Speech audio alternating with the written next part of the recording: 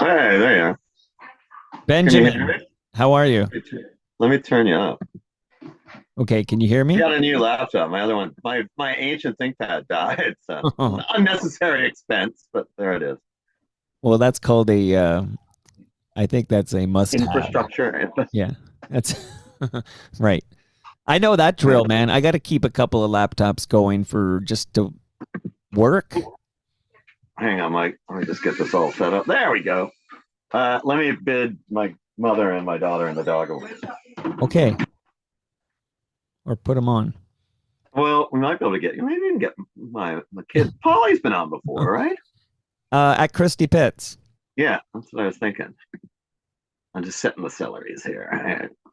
Are you turning on the laptop camera or just doing audio? I'm just fixing shit. I'm trying Gotcha. to make you bigger. Oh yeah. Well, in the top right, you can make it so only the speaker is up there, I think, or you can pick yeah, speaker. Have you got me on video? I can't tell. I cannot see you. No, it's like a black All hole. right, let me see what I can do here. Let me see. I just downloaded this fucking app. Good old Zoom. You have no audio. It should be video though. Yeah, but it's I promise you it's not. I know. That's why I'm trying to. Did you hit the in the bottom left corner, did you hit the camera icon? The video camera? Zoom workplace. Let me just do this. Do, do, do, do. I should have just done it in the fucking browser because I'm used to that one. We'll figure it out. Yeah, it's up to you. I mean, I if I see you, it's easier, but I don't have to see you. Maybe I Yeah, can but ask you. Let me try something here. Let me try something. I just can't make you big now, which is really pissing me Well, that's off. okay. I'm not that handsome. Okay. All right, I'm looking here and down. I have the little video, the camera Is there icon. like a lens cap on this? Maybe like is there anything blocking the camera? Like a lens cap or something? There, okay, there you are. There is. Sorry, I'm paranoid. Like my Grinch. Oh, you think people are watching you? Oh, I like that sweater. The Grinch. There we go. That's Hey, better, right? happy to see you, man. Quick question. When you were growing up, like, did you like the Michael Jackson song Ben? No, it was kind of the bane of my existence, to be honest with you. Uh, Did people it, sing it, it to you? it haunts me to this day. They used to play it like at a number of places. We played at school dances.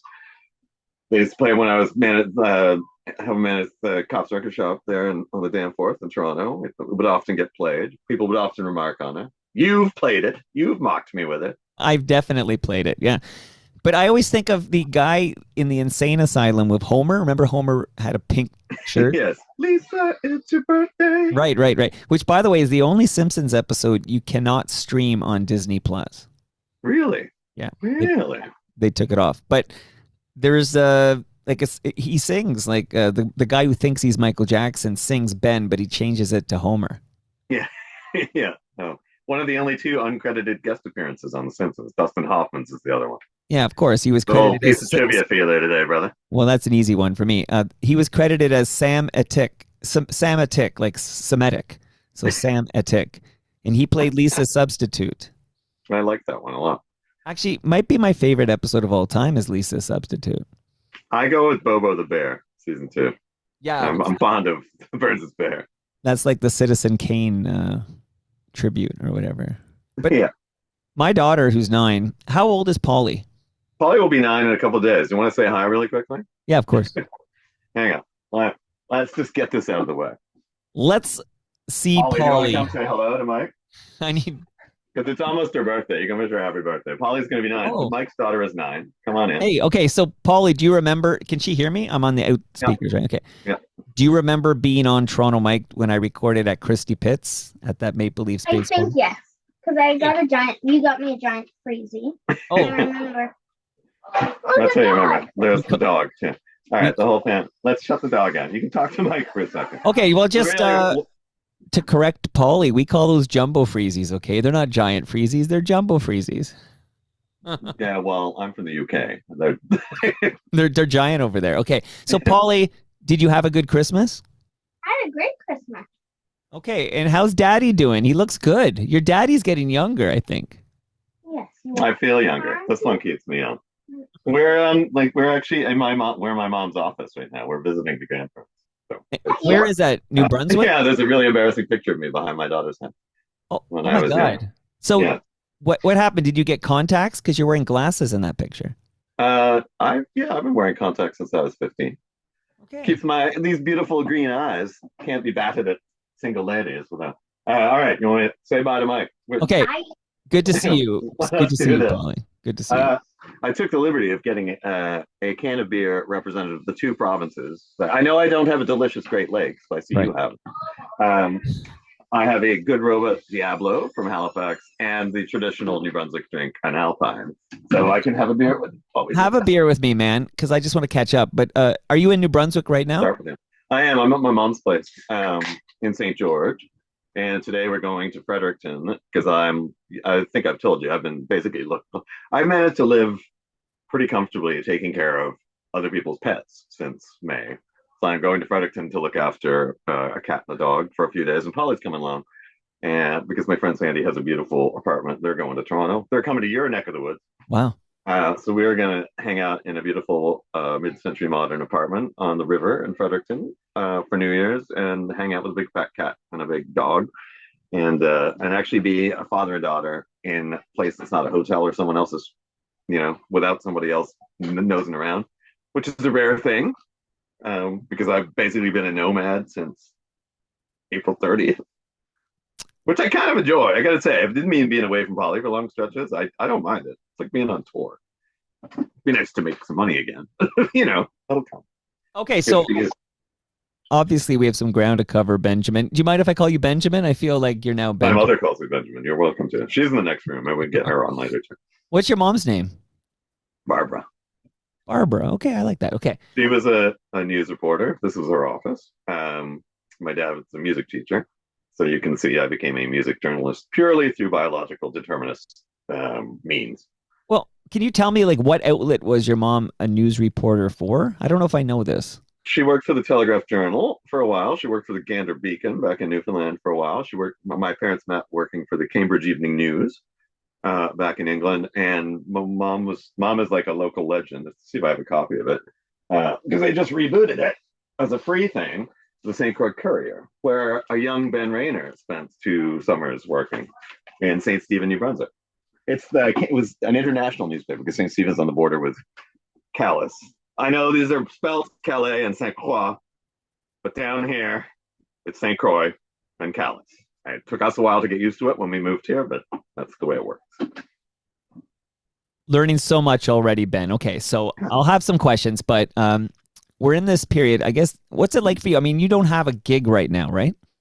No, I mean I knock out the odd freelance thing and the odd bio, um, but I have a can't talk too much about the other things I'm doing. It's not like they're paying me, so I haven't signed any NDAs. But Well, then you can talk about them. yeah, that's why I don't want to jinx them too much. But we had my good friend Matt and I had a surprisingly healthy response to this UFO thing we pitched, which I won't go into great detail about because I won't rip anyone ripping me off because no one's done it. And that's still in front of people. The last time I talked, that was the first day he was taking it in front of some networks, and it's not dead, which is interesting to me because that's my first venture into the. Well, I mean, I've done like online shit, but so that thing's still alive. But the same friend, because one of my other passions, with which everybody is quite familiar, is horror movies. Has invited me in on a pretty cool project to do with that genre as writer, and you know, like probably co-producer. So I none of this pays yet, but I've been spending my days working on this, and they're both kind of dream projects. The UFO thing went further than I thought it would for like a first pitch. It was all my idea. And I was just like, no one's done this. We finally got a no from a couple of people, but they were like big networks. They were like sounding it for a while. So that's cool. But this other thing is I was basically brought in to kind of broaden the cast list, and because of my, I'm not modest necessarily about my skills as an interviewer. Much like you, I'm a pretty good interviewer. Uh, so that thing has like been my like basically my job lately. Like I because obviously this time of year there's not a lot of freelance going around because everyone's on holiday. Right. So I've been going to like the Halifax Central Library to the top floor, which is overlooks the harbor. It's called the Sunroom. And just working away, pretending I'm like a movie executive in this penthouse suite. And it's actually really fun. Like it doesn't feel like work. And that's, I mean, I've been lucky my whole life to have jobs that don't feel like work. Um, this is my long game plan to avoid having a job that feels like work Right. because it's time to start applying for jobs that will feel like work. You know what I mean? It's been Right. long enough. Like, could Ben Rayner even work as like a waiter or a bartender or I could, I don't I know. mean, I ran a record shop for 4 years. I think I could work as a bartender. It's very similar. You know, like it's a lot of talking to, I would always do this, kind of mop the counter. Right. People would Right. talk to me. Like You have a lot of coach. people who just come in to chat, and there's a certain type, mostly male, and lonely Yeah, because you and just nerdy. do So a lot I'm of male listening, and right? nerdy And and then lonely sometimes. you'd be good because you would listen, and then you would have an interesting anecdote because you're well versed in a lot of interesting realms. Like I just feel like so okay. So before I get too far from this, I got a note. So I said, okay, Ben's coming back on the show, and there were so many notes of people who just wanted to wish you the best. Hamilton Mike wishing the best for him. A lot of people who heard episode 1765, which I'll get back to in a minute. But this person named Hazardous, it's a good handle. You can steal it if you That's pretty good, actually. want. Good DJ name. That Just, hasn't been yeah, taken. well, maybe he is a DJ. I don't know. Just wishing Ben the best. And honestly, I hope he starts his dog walking business. So have you thought at all about the dog walking business? I have thought about the dog walking business. I've actually looked into it because I love it, and that's what I've been doing. It's walking dogs, and that's what I'm going to be doing for the next few days. I've just spent an hour and a half in the rain in the marsh with my mom's dog, um, under great protest. But it's it's it's very, I don't know, man. Like it's very low stress for me. I like dogs. I'm good with pets. Like I've been taking care of pets off and on for months now. It's been great. It's allowed me to live rent free in a number of places, which is awesome. Um, and yeah, I I wonder how one starts a dog walking business. I'm not much of an entrepreneur, but I've looked No, into but it. You I can think get it's like gigs, but I think this one's easier than you think because it's kind of low overhead and there's not a lot of like because it's dogs, it's not like you're opening a daycare for kids or something where there's all this like yeah, yeah. legal stuff and certification or whatever. So I think you just literally start putting up flyers and doing a word of mouth thing and just start building clientele. Like, and you make up rates, you find out what's a fair rate, and that's the rates or whatever. And then I think you just sort of do it. And maybe you have one dog or two dogs, and then maybe it becomes three or four. And then maybe you decide what's your cap or whatever. And I think you just sort of do it. No, I ran into a guy literally walking 10 dogs on Halifax Common a few weeks ago, and I stopped him. I said, I think you have the best job. I mean, that's a lot of crap to pick up. A lot of crap to But pick up. you would love it. You're used to shoveling shit. Yeah, that's right. That's what I did as a journalist for 25 years. Um, no, I think about it. It's fun, man. It's kept me sane. Like I'm usually really, I've talked about it with you. I get really depressed at this time. Not necessarily Christmas. I don't mean that. Not, although that was the time of my little breakdown. Uh, but usually when the clocks go back and everything gets weird, and this year I'm not, and it's because I'm, you know, mostly unemployed, but at the same time, I'm out being active and doing stuff, and that I realized. Well, I knew that a long time ago, but I think in Toronto, I was getting trapped in my own head a bit too much, and also just working too much. We talked about it. It's like working around the clock and just living for my time with. I'm gesturing this way because I can hear my daughter in the next room. Right. Living for my time with her, which I still do. But it's it's just it feels different this year, and also like this project came in at the right time.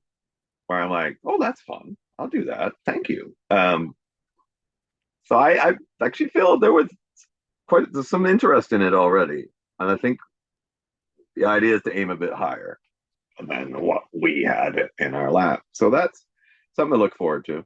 I don't like, I can work retail if I have. I don't mind it. Like I just want to do stuff. I'm bored. I'll put it that way. And the Well, writing is sporadic these days.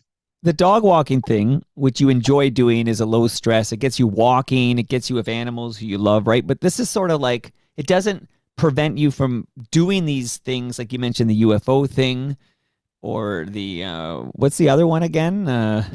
Something to do with horror. Horror. Okay, the horror They're and my two favorite things. yeah. I'm Well, not yeah, kidding.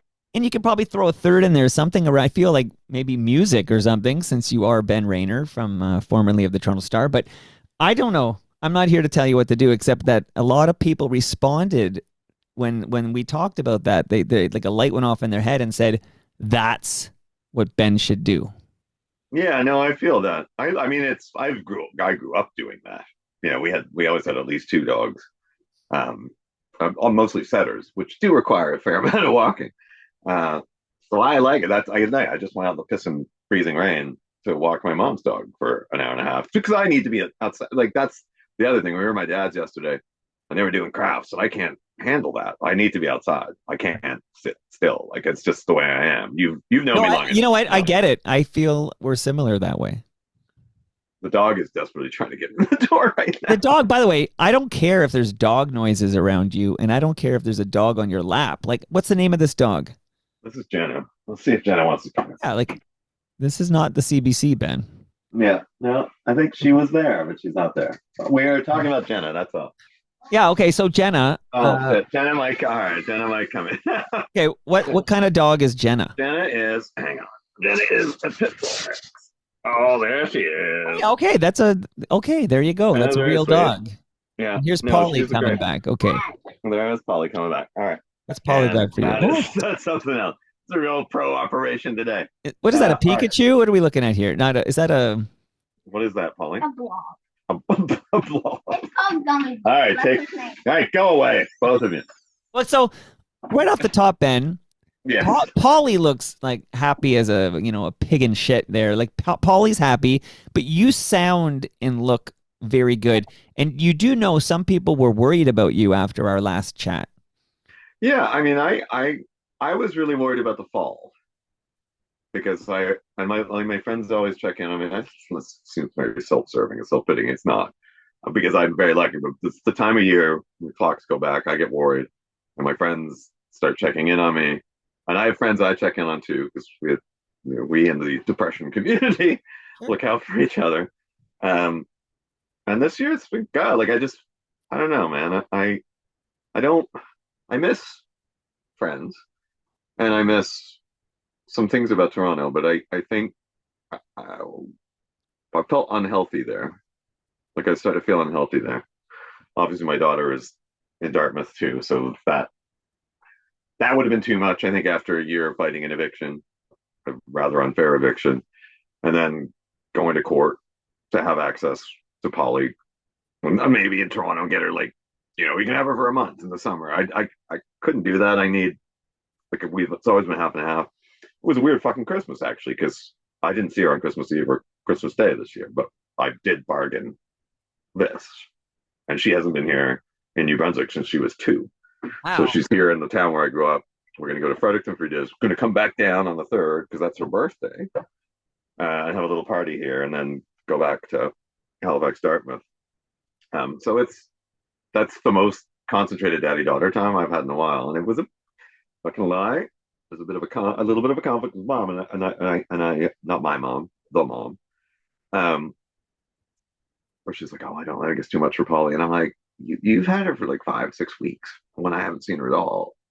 It's time, like it's yeah, and that's the tough thing about these situations you've been through. Like it's just like you with my ex, just like you don't understand what it's like to say goodbye. And it's like, okay, I'm going back to New Brunswick. I'll see you in a month. I don't want to have to do that again.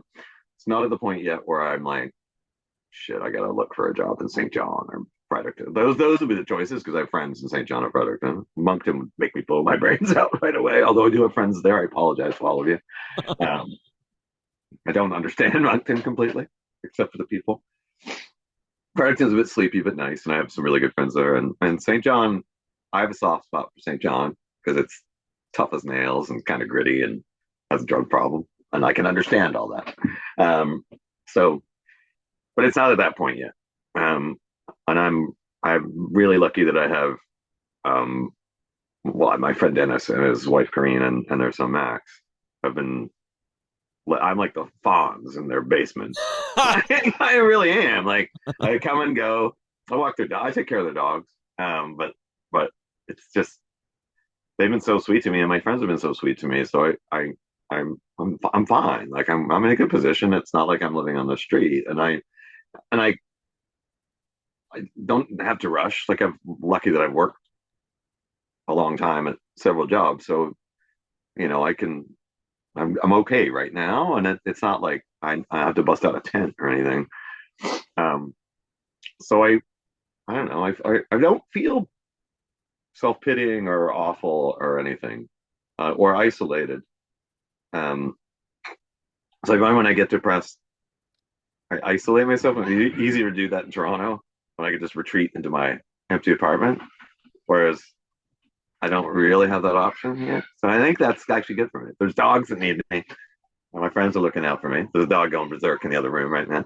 Well, I think that's very good for you, Ben, because you can't, like you said, you can't just go into the basement and hibernate. You need to get out there. And we know that that's good for your mental, forget your physical health. Of course, it's good for that, but it's good for your mental health. I'm fit as a fiddle these days, too. I got to say, I'm in really good shape because all I do is like hike. Well, I say this about biking, and the same is true, of course, for walking and hiking, but and being any outdoor activity really. But like, you don't underestimate the yes, there's physical benefits, but the mental benefits are immense as well. Well, also it's I think not being bound to like a regular schedule and kind of being able to work on my own time, which I could sort of do at the Star, couldn't do as much when I was like shackled to a shop 8 hours a day. Right. At this time of year, it's like if the sun is shining, I'm going to go outside for a few hours. I can work at night. You know what I mean? This can get done if it's a freelance piece or whatever, or it's proposals or scripting or whatever. That can be done at night. So if it's nice out and the sun is there, I just go out in the sun. And if that's been the advantage to kind of not being bound to a 35-hour work week for months. It would be nice to be bound to a 35-hour work week. Although, like I said, I was used to the arrangement. The Stars, I work nights, so if I wanted to not work until 6 o'clock because I was going to see the Foo Fighters or whatever, I didn't have to. And maybe that wasn't a weird adjustment. Besides, like making half as much money and having a shit boss. But I've had shit bosses before, though, so it all works. Yeah. I feel good. So I feel like I do look a bit younger. Well, it's just that you kept your pigmentation and that beard and hair, and it makes you look younger. Like I'm just like very impressed. You're not dying over there, are you? I mean, that's right. Yeah, this is it for me. I'll take this moment to no. I don't smoke anymore. I barely even smoke. I mean, I still have my gummies and stuff, but I don't. I mean, I'm out here. I don't.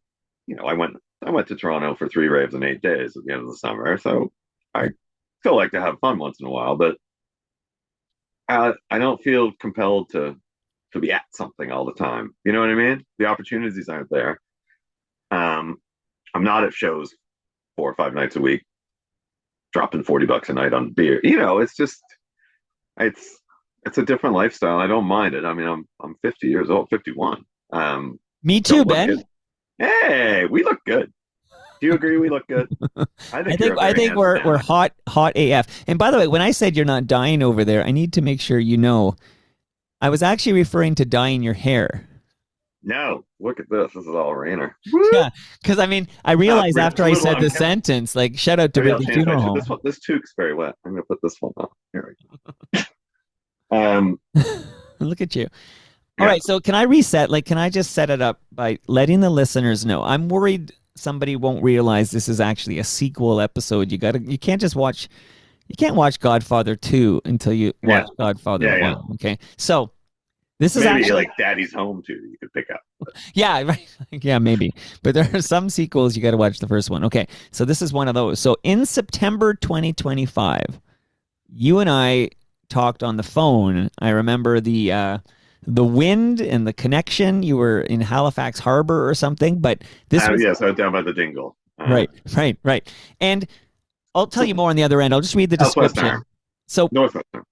so people should listen to episode 1765. And all I wrote for the description was Mike checks in with Ben Rayner to see how he's dealing with life's curveballs.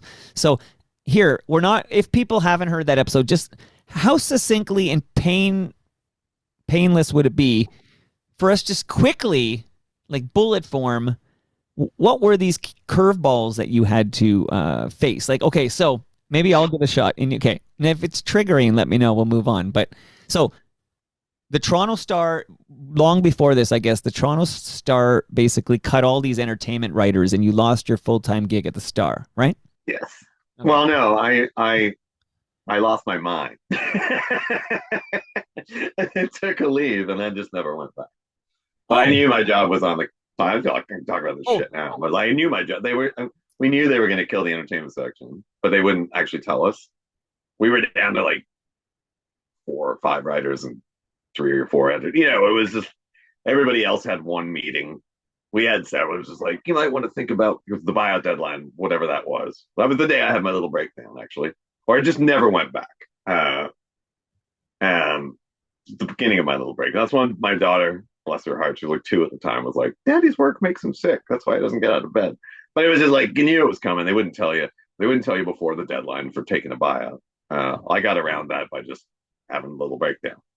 And then I was just happy because I was raising my daughter. We were staying up in the Dufferin Grey Highlands with my friend Nancy, living in the woods. Thought we'd go for a week, and then COVID got crazy. We just stayed up there for like 4 or 5 weeks. So I was just outside all day with my kid. And then when we came back to Toronto, we just kept her at a daycare, and I wasn't working. I was on leave, and I just said, you know what, fuck it. I'll take the buyout was still open. So had a year and a half basically as a full time dad. A good 8 months where I was just a full time dad. Right. And my ex worked for Kids Health Home. My friend was like seconded to the Melanchthon disaster management. It was just like get her out of the house. Just 2, almost 3 then.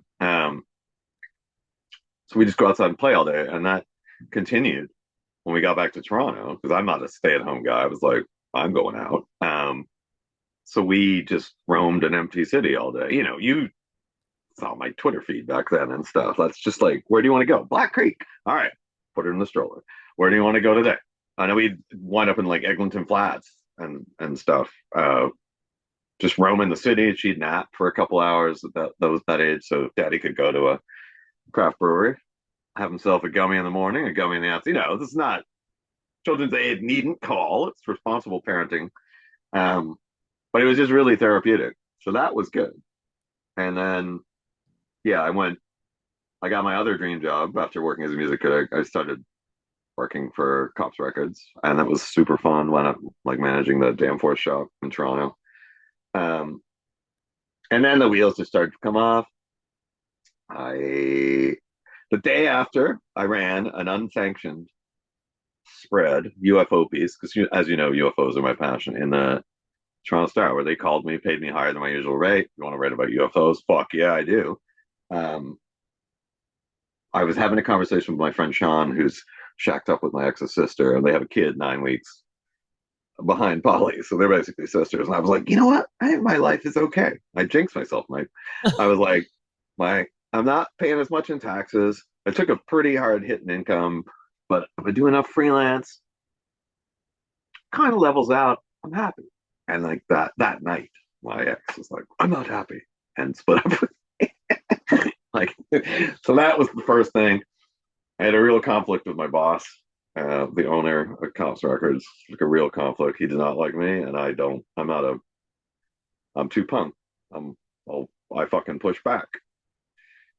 So that got to be problematic, and that was grinding me down. Um, and I was like working all the time. I wrote about this. Working all the time, managing a shop 8 hours a day, freelancing at night to try and like keep it level, which was dwindling because nobody has any money for that. And living for the weekends with my daughter when I definitely was like, I have Saturday to Tuesdays, no work gets done. That's poly time, unless Kylie Minogue comes to town. But it was just like, I had no life. My friends never saw me drinking way too much.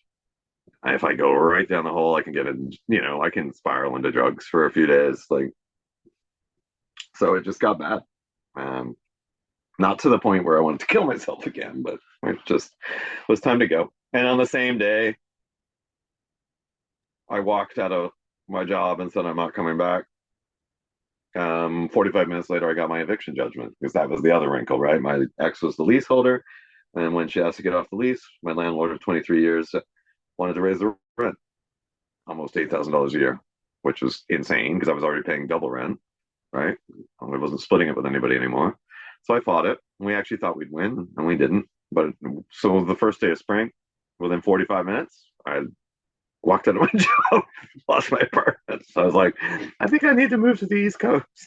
But where in this scenario does your ex-wife tell you, or your ex, I guess just your ex-partner, you weren't married, right? You were just common And law. we were common. I mean, we were essentially married after Right. 22, 23 years. So at what point does she say to you, I'm moving with our daughter to the East Coast?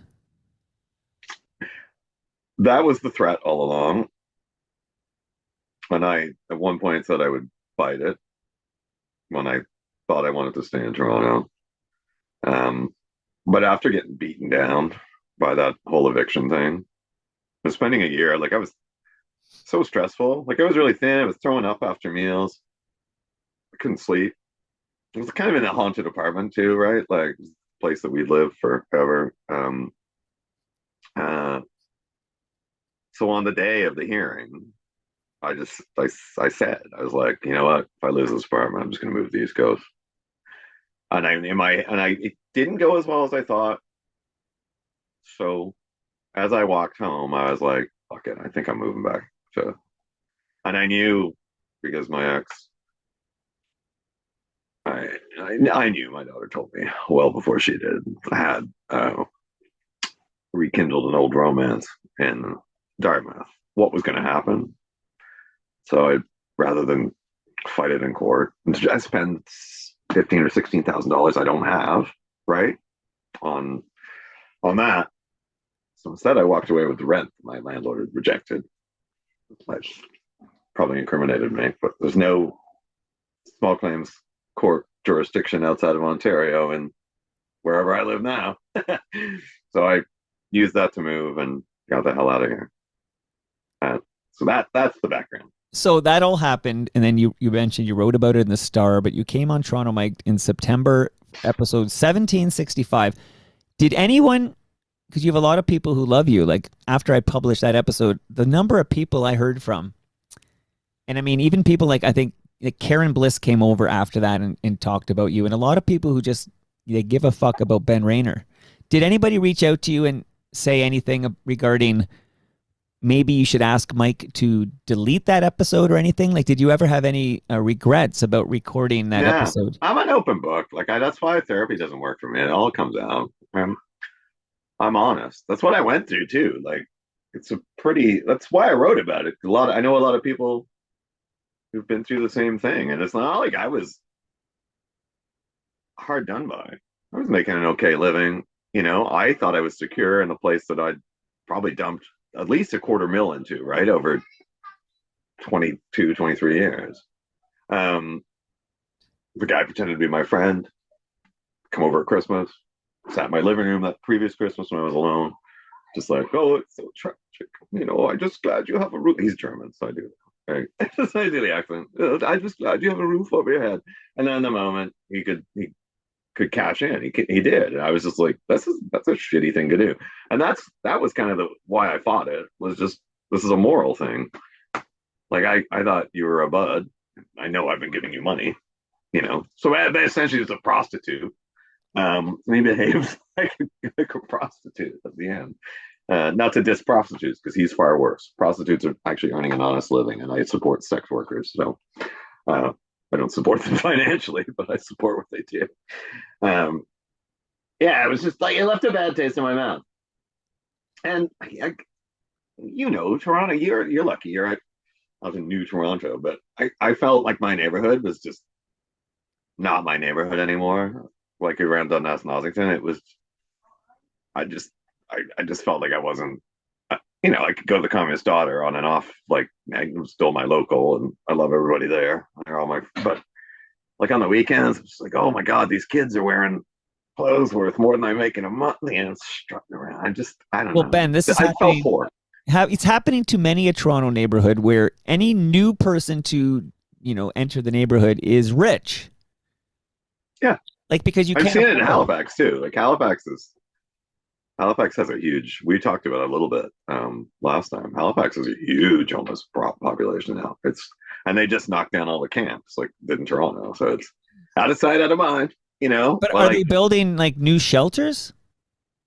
the shelters are overwhelmed. I hang. I like. I made a point of. A couple of people I got to know at one of the camps near just by virtue of walking a dog. Same thing happens when I go to Fredericton. They all know me because I'm out with dogs and I'm friendly. Um, and I don't know where they all went. Like I used to see them every day. The mayor said they were all offered spaces, but it's the same thing in Toronto. Not everybody wants to go to a hotel out by the airport and sit in a room alone. So pisses me off. I thought about doing that actually. I've talked to people about it because it's something I care about. Now that I'm essentially homeless, I I would do that. I would do outreach work, and I've thought about it because it's just like I'm a, I'm a very empathetic Yeah, human being, I guess. you'd be good at this, Ben. You'd be good at this. You could do both. You could have the dog walking business yeah, and you that's could right. do the outreach. Yeah, homeless walking and dog outreach. Oh, we say unhoused now, Ben. I don't know if you Yeah, got yeah. that memo. I used the expression. I don't know if it ran. I just wrote another piece about it for the Star, but they got gutless. I don't want to talk about that. But I'm kind of sick of the freelance life.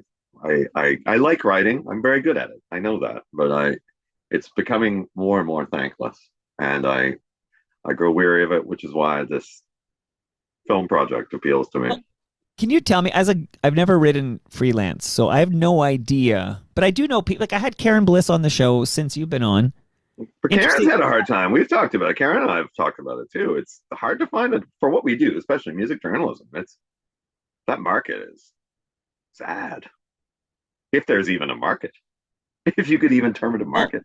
here's my question. So if you write a piece for, Canada's most circulated newspaper, I think it still is, right? Toronto Star or, Uh, or the Globe no, come the down Globe might have eclipsed it. I because don't they want have to. I all don't want the to like bully my old employees. But all right. So it's one of the most, one of the two. Anyway, it was formerly Canada's largest daily newspaper. definitely was when I was growing up. That's for sure. Yeah. Okay. So what do they pay? Are you allowed to disclose what kind of cash you get if you write a article for the Toronto Star? I mean, it depends. Um, it's usually for most freelance stuff. I think it's usually I mean, I don't want to jinx some of my rates, but for newspapers 350, 450, 500. I'm not gonna blow the bio rates because I Oh no, play listen, people. I was braced for a lower number. I'll be honest. No, I know, and that's pretty good, man. Like I've done stuff for blogs where it's like you're like I've done cover stories. Like I remember doing cover story for Accelerator, and my friend Ken, who was the managing editor there, just to do on Junior Boys too. It was like cover story, cool Canadian, electronic group. He was like, "Do you want to get paid 200? I think it was 200 or 250 US for something, and probably never get paid." But I was like, "That's a cover and Accelerator. I'll do it," because they were going down. I never did get paid, Uh, but I've I've yeah, like for some of the blog stuff and the online stuff, it's it's pretty dire. And I had to break up with a friend actually because I did a couple of things for his website um, to kind of lend it legitimacy or more legitimacy. It's not like it's not my name has some value. At least it used to. Um, It does. and I was going to cut my rate till I was like the end of this. I was like, do you want? What do you want to say? 150 a piece? Just keep a foot in it. It's fun. It's fun to do. He's like, oh, I can't pay you. I've had a really bad year. It's like, do you think I haven't had a really bad year? Right. Well, There's value there. So can I throw another thing at you? Like, I think you're up against that a lot. Like I've told you before, I spin, never paid a couple of things to get a byline spin, right? Never paid me because they got bought or whatever.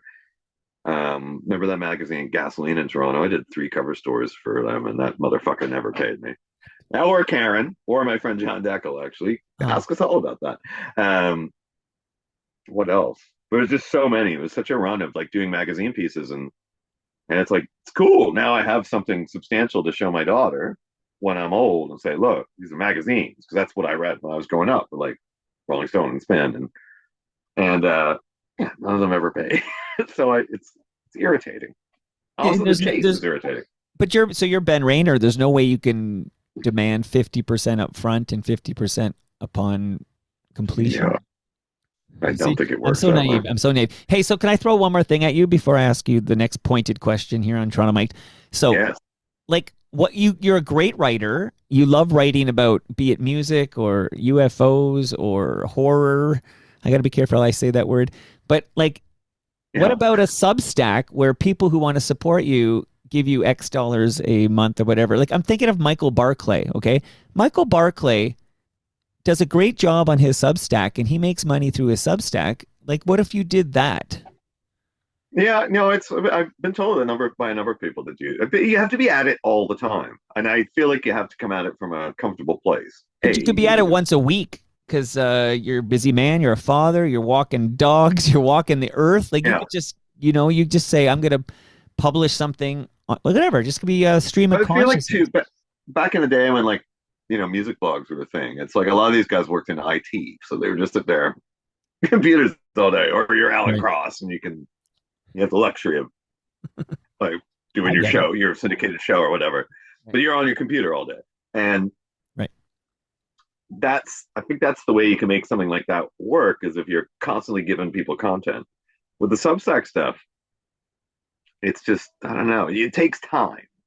I don't really have the luxury of time now. But I have thought of using this time to finally get some other writing done. So I am supposedly talking to a literary agent in the next week or two. So that's something that I'm glad to hear try this. To make happen. Hey, are you friends? Are you friends with Barclay? Yeah, I know Michael. Only because he writes the odd book here and there, very good books. And I think at some point I had a conversation with him about me writing a book. But really, who am I to write anything? Ben Rayner needs to write the book. I've been told this I've been told that I should do a book for how long do I live in Toronto? 27 years. 20. Yeah. Well, maybe that's something you can do while you got these other. What do you put in the fire again? Stokes in the fire? What do you put? Yeah, irons in the fire. Irons. Thank you. I'm writing that down. The fire. You stoke. Well, actually, fire. That is putting an iron in the fire. There, that is putting an iron. Because I was going to say, while you have so many stokes in the fire, and I'm like, no, that's not the expression. You got irons in the fire. Okay. But technically, I guess that's more of a metallurgist kind of expression. That's like a Black Creek Pioneer Village What do you call it? What do you call a guy who hammers on an anvil? I'm losing it. Oh my God, that's a lifetime of pop right there. Anyway, a guy who works metal, a metal worker. Metalworks. I think that's Gil Moore's studio. Yeah. Hey, Triumph are doing something weird, man. Like Triumph, I think two of the three main guys, so Rick Emmett and Gil Moore, will be in this concert tour with like guests. Like, who's the guy from Bon Jovi? Mr. X. What's his name? The other guy. Some anybody. But the guy who quit, like John Bon Jovi's former Yeah, Christ, why are our memories such shit today? I know what you mean.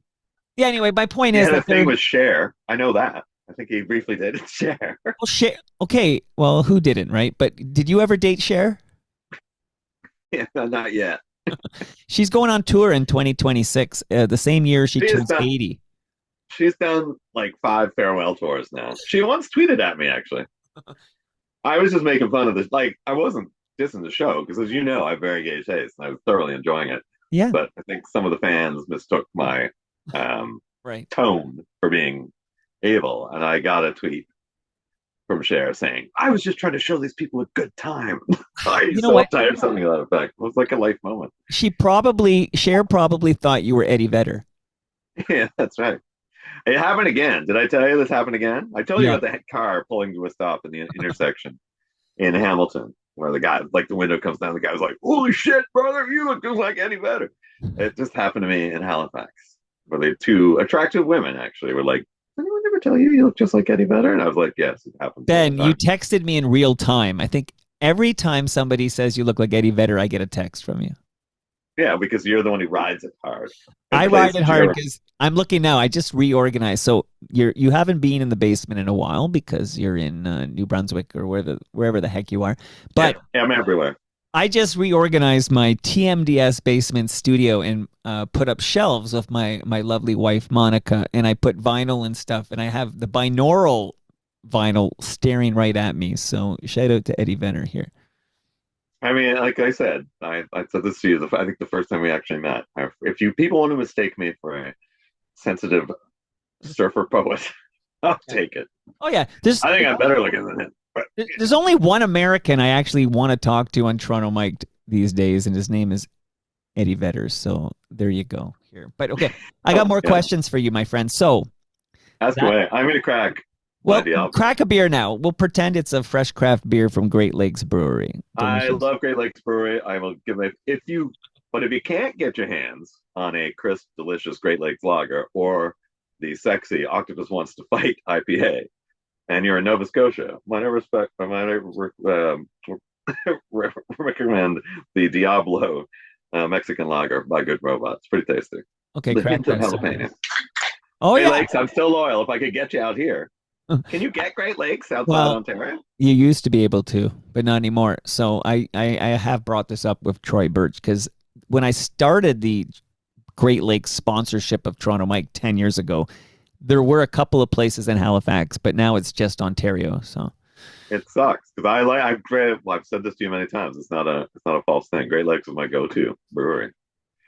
I had Bellwoods at the end of my street, but you need a second job to drink there. right. Hey, one quick note there. I just want to, and it's kind of a plug, but it's true.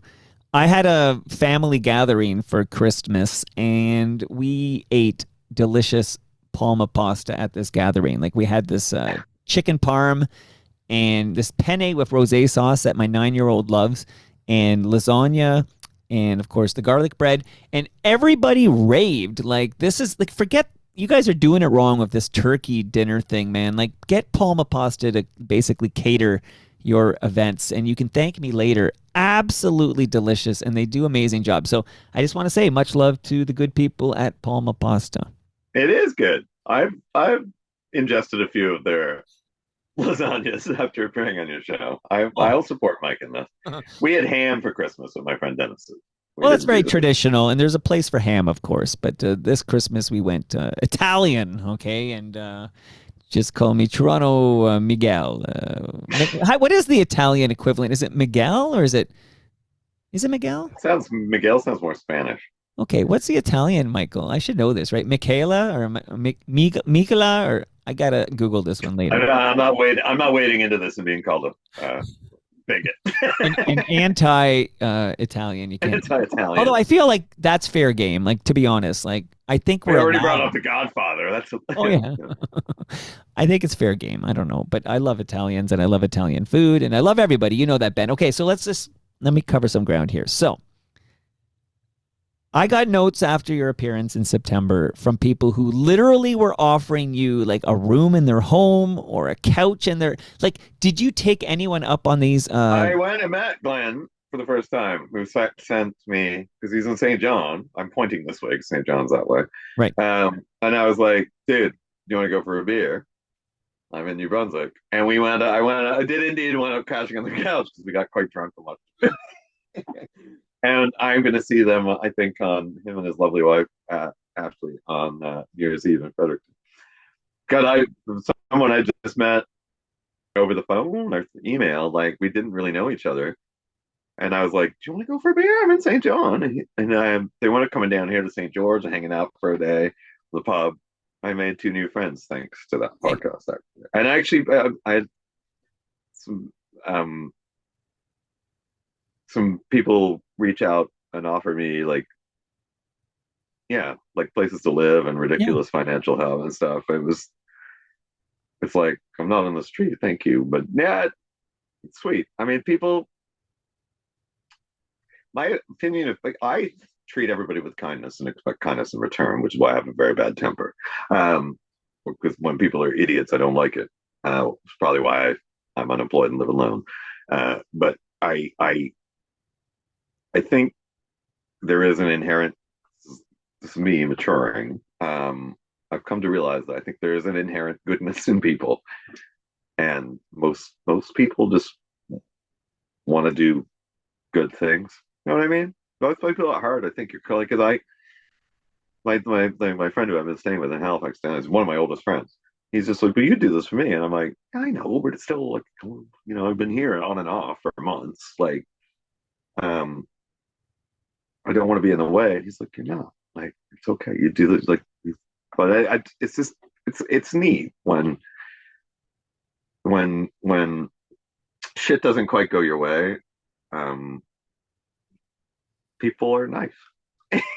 I know that's a very trite No, way to put it, but another of I'm surprised at how nice people are.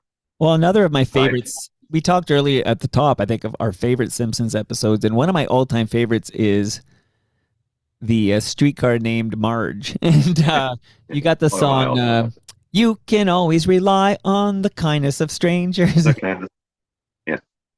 So I just want to make sure you know that of all the, and I did a lot of episodes in 2025. My goodness, this is going to be episode 1826, I think. I did a lot of How many episodes. have you done? Well, our last episode was 1765, and that was only September, and I'm on 1826. So, Well, you do good work, Michael. You're a good well, interview. Nice bloke. I won a Canadian podcast award. I don't know if you caught wind of that in New Brunswick. What? Yeah. In New Brunswick? No, I mean I didn't know No, if it made. I know that's a dad joke. I was gonna say if it made the news over there, but anyways, I digress. I don't want to talk about me. This is about Ben. But I'm just letting you know there was more reaction on good and bad, but more reaction to your episode, which was just a phoner in September to catch up with you. There was more reaction to that, I think, than any other episode of Toronto Mic'd in 2025.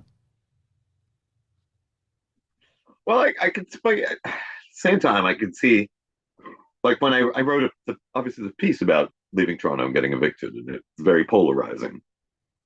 People are like, well, too fucking bad, and, or yeah, I've been through that, and I think it's just like went down a nice middle ground where a lot of people can relate to this situation. I ran into my friend, well, I won't say her name, a friend who played in a fairly well-known band in Toronto. She's just moved to Sackville. It's the same thing. Same thing happened. I have another friend who's moving to Sackville from, she's out Stouffville way, but same thing. Just can't afford to live. Like even in Stouffville, you can't afford to live in Stouffville anymore. And it's not like either of them were living high on the hog. One was a musician and doing like homeless outreach and stuff, and washing dishes to get by. And it's just like at a certain point, it just became untenable. And I think that was, I miss Toronto. It was my home for 27 years. It just became this thing where I felt, and I've said this to other people, but when you're a certain age, all your friends have houses. I know I sacrificed a lot of that because I wanted to travel and I like music and, going to, it's just different lifestyle. I never aspired to that shit. I still don't. Probably why I'm no longer with my partner because she wanted a house and blah blah blah, and it's just like I don't care. I don't need that. I would sleep on a pile of rocks and twigs. It might happen, yeah. But I just found like the materialist side of Toronto was kind of crowding me and a lot of my friends out, where you feel like, and I don't, again, I don't care about that shit. I never aspired to have money. I've never had a great deal of money. I grew up, this isn't the original house because mom tore it down and replaced it with a modular home.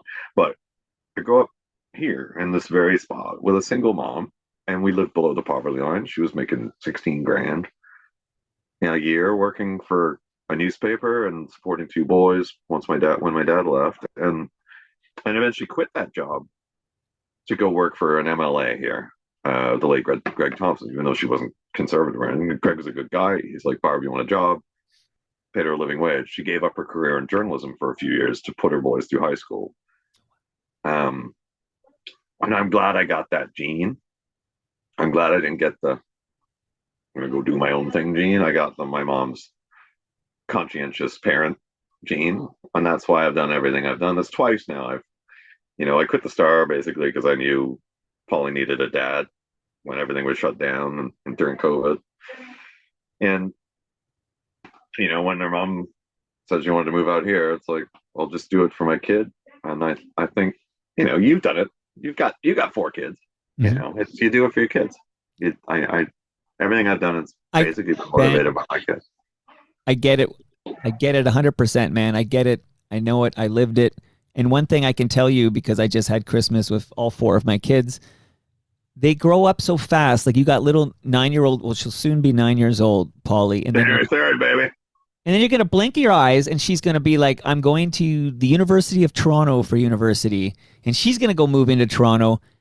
And I'll just say, you never know what the future holds. You may end up back in Toronto at some point as a healthy, 60-year-old, fit, healthy Ben at 60, back in Toronto. Like, who knows what's going to happen? You just got to keep on keeping on. Yeah. No, I right now, like, I remember my friend Betsy Powell, who I used to work with at Star. Of course.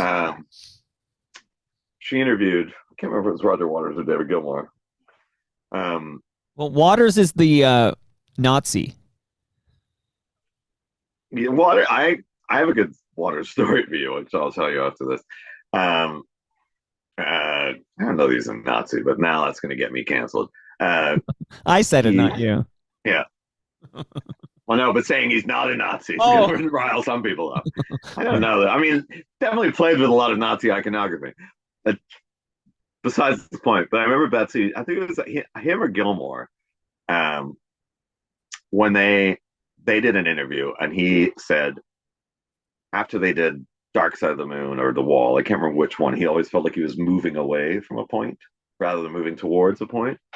I've still never felt that way. Like, when I left the Star, it was the right time to leave the Star. I'd been there for 22 years. I had a really great run. I did some pretty good work, I think. But I never felt like I'm not that guy trading on past, well, I used to be someone. That's not the way I think. And right now, I actually feel like I'm moving towards something. I had like a bit of a fallow period. It was fun running a record shop, don't get me wrong. But I feel like you have periods where maybe you just need a break to recharge your creative energies. And I feel like I'm moving towards something right now, and it's kind of cool to be in that position because it's exciting again. And I don't, like I said, when I was really in a rut in Toronto, and it sucks. I love Toronto, but I was worried about myself. I know friends are worried about me. I wasn't being healthy. I was depressed, and that can get worse and worse. And I'd have these brief flashes of joy, on Saturday night, Sunday, Monday night, and then crash on Tuesday morning when I dropped Polly off at school. Right? It was just like this awful waveform. Right now, I know I did the right thing in trying to stay close to my kid. I made a lot of sacrifices, and I think karma is a real energy. And I'll do it. I'll work in a fucking hardware store to be close to Polly. That's the thing. I like having her in my life. It's been nice. I've met cute single moms. That's like there's like I don't. That's a big thing too. It's like I wasn't able to like date or anything in Toronto. It was like all my time was spent working or with like a 8-year-old. It's like that was my free time. So it's been interesting to dip a toe in the. Oh my God, there's a lot of cute single moms at my daughter's new school. I'll put it that way. Well, are you seeing anyone right now, or are you just sort of enjoying the company of many of? No, no, I'm not. Like honestly, I've been like a single dude for a couple of years. I have a brewing friendship, we'll say, with one of Polly's classmates' moms, which totally, totally, totally embarrasses and terrifies Polly and her class. That's what is your job as a dad if not to embarrass your children? So they're horrified that we are fond of each other, but they can suck it up because we're lonely old people. They'll get over it. Trust me, I've been there too. Yeah, So, exactly. They'll get over it. It's just trying to find time to go. Like, I'll tell you the story. The Headstones were in town, and he like their buds. I did publicity material for the new record and like a long form video. It's actually pretty fun. And Hugh and I have known each other a while. We like each other, and just did a piece for the Star on them actually.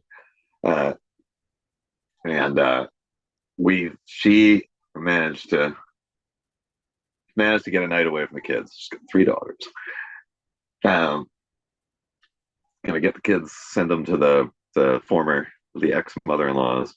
Gonna go see the head. I was like, do you want to go see the Headstones? It's that night. Yes, we're gonna have a grown-up date night. Finally, no kids. The ex mother-in-law was very late coming to pick the kids up. First it was going to be noon. It was going to be 2 or 3. See where this is going. Hugh was sick. Hugh Dillon, the lead singer of the Headstones, was sick. So they flipped the bill. So it's Headstones at 7, Finger 11 at 8:30, which I want nothing to fucking do with. Although I did give it a try. I gave them 3 songs. I'm still right about that band. Tea Party later on. right. Long gone. So I'm like, okay, I gotta go. Like, I gotta go. I'm sitting in the bar in Dartmouth waiting for her, and she's like, still here. And I'm like, all right, I'm gonna go to the show. Come meet me afterwards. Or like, I'll leave your name at the door if you want to stay for the Tea Party. Because both, like, everyone has a soft spot for a couple of Tea Party songs. The fact that Finger 11 was in the middle there is just an insult to humanity. I tried Finger 11.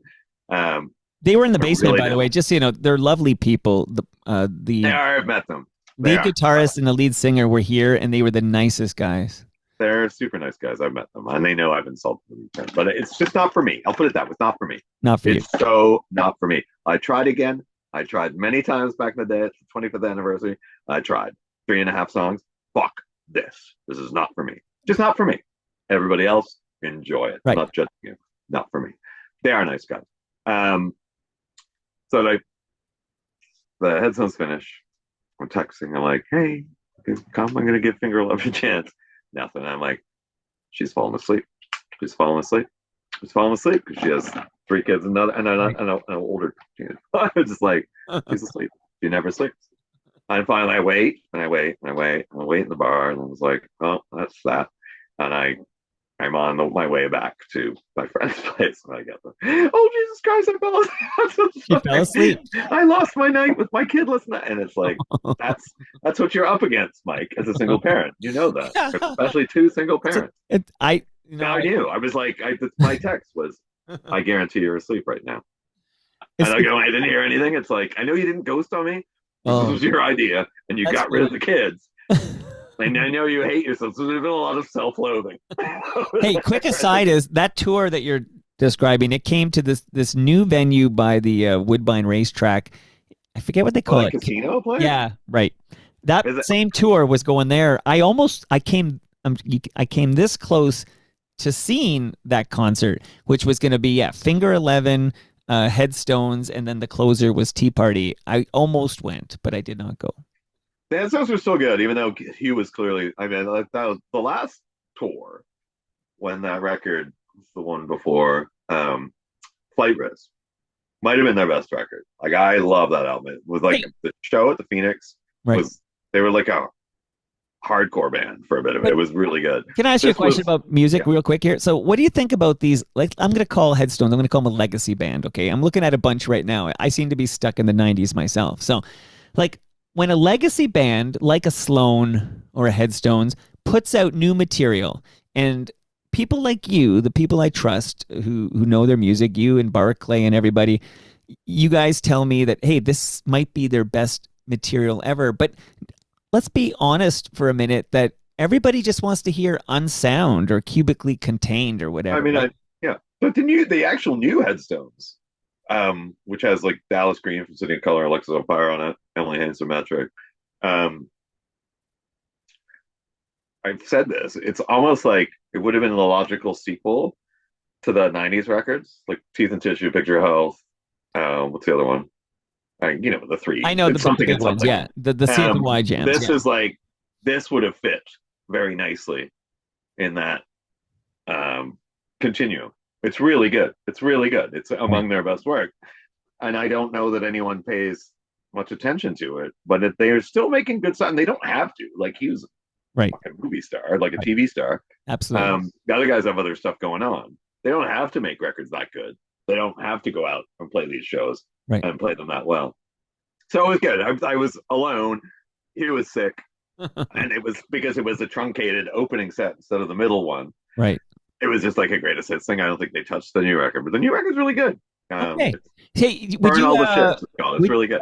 would you ever be able to put a word in with Hugh Dillon to visit the TMDS basement studio at some point if he's in town?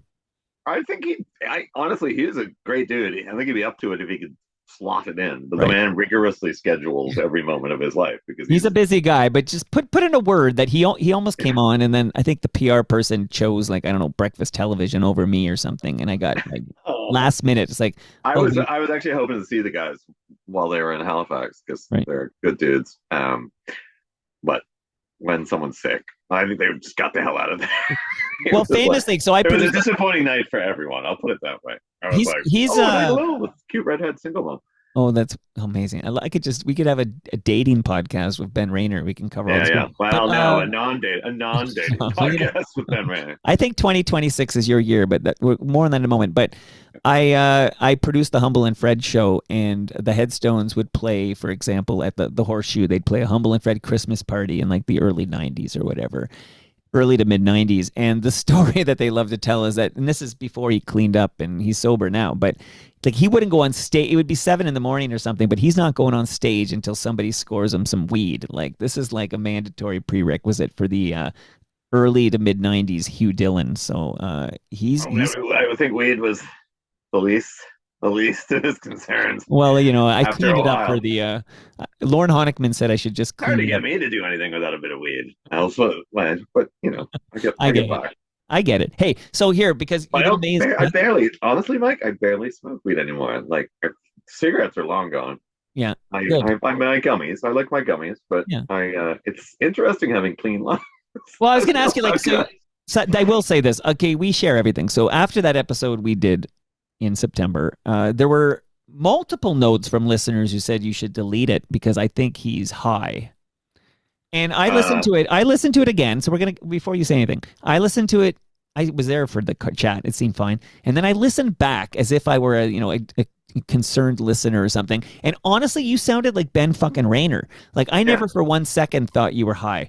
And I'm here to tell I mean, I you. might have smoked a joint. Okay, so you might have smoked a joint, which is, I feel like, do we even, that's. Yeah. I think people I was thought. also yelling into the phone on a beach in the wind. So you were of sound mind and body when we talked on that day in September. Yeah. I had my, we had a beer.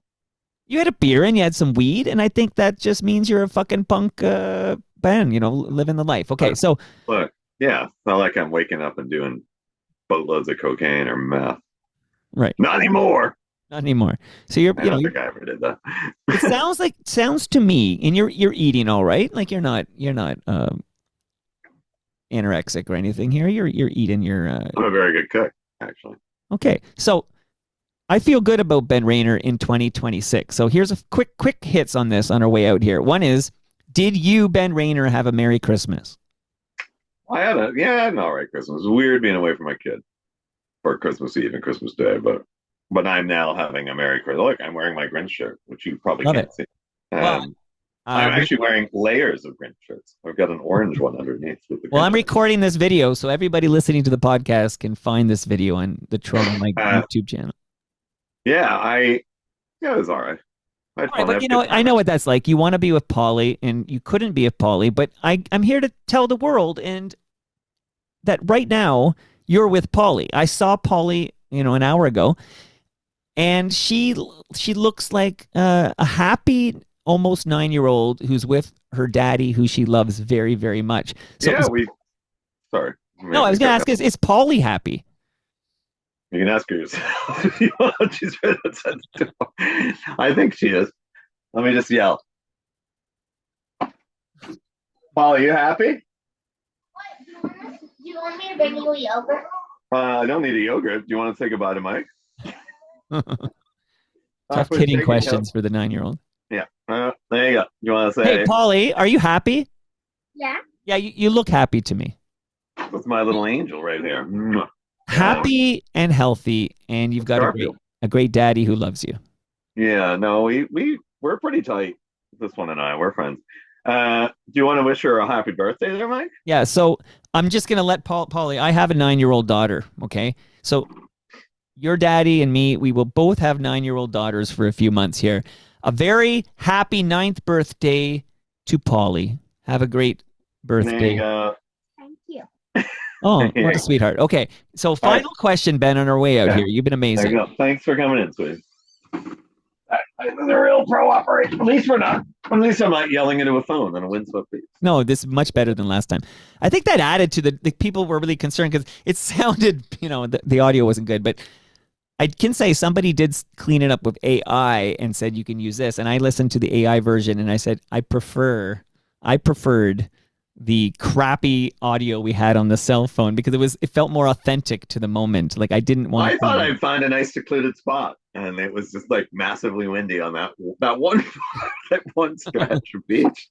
So And I Ben, walked around. I told you, I walked in circles. It was just like, what the hell is going on? It's you know what? eddying everywhere. No notes. I wouldn't change a damn thing. But how do you feel about 2026? Are you positive about Ben Rayner in 2026? Yeah, I'm pretty positive these days. Which is a fucking weird thing for me because I'm not generally or I haven't been. So I think that's progress. I was very negative for a while, for longer I think than I realized, and uh, I don't know. I think I've like self therapized my way out of it. But yeah, I'm actually like I said, I'm excited for a couple of these things I'm working on. Again, it'd be nice if they paid, but that it's a long game, and it's nice to have something creative to do. And I didn't have time to do much creative when I was like kind of stuck in an 8 hour loop all day, and I could pitch some freelance and get that done. But actually, just taking myself somewhere every day because I'm not good in like the way I've always worked. I'm way better if you put me in like backstage at a Metallica show or in a pub. I can get shit done, and I get shit done fantastically well because I focus. I know it's my ADHD, but I if I have a lot of background noise and hustle and bustle, I can tune in. So the idea of me being independently creative in like my own space doesn't really work because I'll just get up and make a curry. Or maybe, I haven't had chai tea in a while. I think I'll go to the shop and get some chai. So right now, having a couple of things to work on and just dragging my ass somewhere different every day and sitting down uh, and focusing in for a few hours is actually really fun. And I it's nice to know I still like writing because I did for a long time. And I'm not going to talk about it because it hasn't run yet. I've had a couple of really unpleasant experiences writing lately. People are too tight assed and gutless to run some of my stuff, and I'm too real, but it's pissed me off and it soured me on it again. So I'm I'm looking forward to having some other outlets for my creativity. I'm also looking forward to having a few days with my kid around her ninth birthday right now. I'm so happy that you get to do that, and it gets easier. I promise you that. And just know that so many people listening to this conversation right now know and love you. They love you. They care about you. Can we reconnect? Maybe in a few months, can we touch For base sure, again? man. You know what? First, next trip, because Flair to Toronto was super cheap. That's why I came. But when Polly was still there, I came back. That's why I came back for 3 raves in 8 days. Because old ravers got a rave. Uh, I will let you know because we should kick out the jams next time I'm in Toronto. I feel like and not talk about this shit because Right. I am tired of talking about it. Not with you. Um, Right. I don't like it being like everything's all about me. No, I would love to Pity kick out the party. jams with you. Like, honestly, if you have a spare, I don't know, 90 minutes in Toronto and you can make your way to South Etobicoke, we kick out the jams. We crack open a Great Lakes beer. I give you a lasagna. We do it right, brother. Yeah. A lasagna fight, frozen lasagna fight. Yeah. Shout out to Uh, Garfield. do you have a favorite album this year, by the way, No, I was Mark? like, so on our way out, I was going to ask you. Honest to God, I don't know what this says about me, but Dave Hodge comes over and he tells me his 100 favorite songs of 2025, and there are 100 different artists. And I wondered to myself, like, am I like when did I stop listening to new music? Like I'm embarrassed. My daughter, my 9-year-old, is playing the new Taylor Swift all the time. I heard it this morning. Like, and it's Pretty so good. It's better than the last one, I well. think. I This like Taylor Swift. I thought Midnight's was amazing. But no, I got no qualms with Taylor. She's I like the pop stuff. yeah, like she's great, and I hear a lot of it in this Ophelia song and all these. They all sound very pleasant to my ears, and it's very lovely. But can you tell me what new music I should be listening to? I cannot. I love the new Wet Leg record, Moisturizer. It's bonkers, and everybody I play it to loves it too. It's like back to front. It's perfect record. I was worried they were going to be one of those English bands like Ikara Cult or Dodgy or Elastica, whereas like first album's amazing. A couple of years go by, the second record's a wreck. Right. The new Wet Leg, I think, is better than the debut. It's so good, and it's like even visually too, because they've always been kind of like a 360-degree art project. The videos are always fun. Rayon, the lead singer, has embraced being a rock star, and they have matching outfit. Yeah, it's just good shit and like anthemic, girl powered, queer powered pop. And I that one is still taking over my entire like year. It's like the nothing else really compares to it for me this year. I try to this like I love that Fuckers record last year. I love the new Fuckers single with Tiga. Um, but the anybody asked me the Head Sounds record's really good too. And actually, Yeah. I'll say should look up my buddy Wolfgang Webb's record. Like he's made two great albums that have gone completely unnoticed. The new one got quite a bit of international attention. Called The Lost Boy. It's ridiculous. I'm just like I can't believe I did the bio for his last two albums. Can't get any interest from like domestic media. Right. But he's like a dear friend of mine. He used to play in a band. He doesn't like me saying the name of the band, but I'll call it Super Halo. They were kind of like a Nine Inch Nailsy thing at the end of the '90s. One of the first friends I made when I moved to Toronto, and we're both old ravers. We know each other really well. And a couple of years ago, he made a record, and he asked me. And I can't remember what the title of the first one is. Going to bother me now. For my notes. But the new one, The Lost Boy, he asked me to do the bio again. I'm just like, holy fucking shit, man. It's like Nick Cavey, Tom Waitsy, Love and Rocketsy, Gothy. It's it's amazing. And nobody knows it. And he's in Toronto. You should hear that. Like people should hear that record. That the Wolfgang Webb two W's, two B's. It's fantastic. It's Well, a really good record. I'm glad you're sharing the love on that one. But one last question here, music Yes. related, before we say goodbye, is that everyone except for Dave Hodge, actually, everybody I listen to about new music is telling me I should be listening to Geese. Yeah, it's good. The friend I will be hanging out with in Fredericton for the next couple of days has been pushing it on me. I get it. I don't know if it's my cup of tea. but it's interesting and it'll grow on you. Okay. But yeah, it seems to be the consensus one. But Yeah, it seems a consensus one, but Dave Hodge did not put it on his top 100 for what it's worth. But it does seem to be the consensus number one if you're listening to like indie rock in 2025. no, but that was always my like when I would do my top 10 or my top 20 at the Star, or even vote when I was on the Polaris jury, right? Um, Mine were never the same as anybody else's because I like Carly Rae Jepsen and Carly Minogue and that kind of shit. So there was always that weirdness. But then the bands that I love that band Dog Day from Halifax. They're buds of mine. But that stuff never seems to cross. Like I was always very distrustful. And you go on Pitchfork at the end of the year and you look at Right. there's a herd mentality amongst critics, and they tend to fall in line. And I'm not that guy. I think the wet leg one is fairly popular this year, Yeah. though. No, I hear a lot of The good things about geese it. seems to be the consensus one. They Geese. seem to be enjoying like a early radio heady kind of thing. I don't know. I got to give it more listens. I bought my kid one of those JBL clip speakers, like which are pretty cool because a couple of my friends have them. So we like a couple of my old raver friends we bomb around the island, listen to house music all summer. Yeah. When I was there, so I got her one of those. So I'm actually interested in her blasting her playlists at me because I've discovered I like Olivia Dean through her. Olivia Dean's great, you know. So my kid is now teaching me shit. I'm sure as your kids are teaching you shit. Oh, amazing, amazing. Love this chat, man. I love how well you seem to be doing. And again, keep on keeping on. People love you, Ben. So thanks for this today. I love it too, brother. You're a good man, and I love doing this show. Anytime I will kick out the jams with you next time I'm in Toronto. There are a couple of rave type happenings. I might try to make it up too in March. Dude, I can't wait. So we'll kick out the jam. Thanks for having me on, dude.